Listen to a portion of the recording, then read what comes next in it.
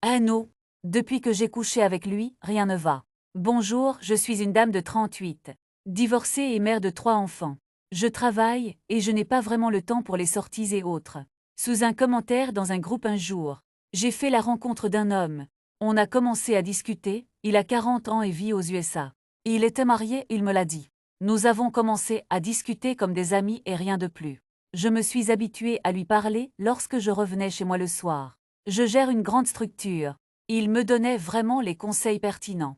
Je l'appelais affectueusement mon frère de l'autre côté. Quelques mois plus tard, il m'a avoué avoir les sentiments pour moi.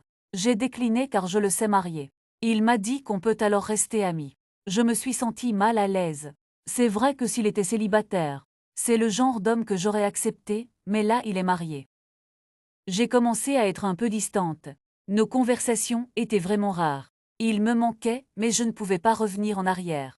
Un jour, des mois plus tard, il m'écrit pour m'annoncer le décès de sa femme.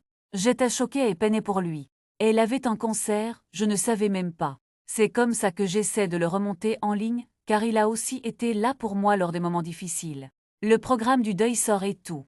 Je me charge de faire ses courses ici au pays. Il arrive avec le corps et va au village et tout. J'ai décidé de voyager pour assister à l'enterrement. Je logeais dans un hôtel de la ville. Pas loin du village, il vient le voir. C'était la première fois qu'on se voyait après 3 ans d'échanges en ligne. Bien entendu, c'était la joie.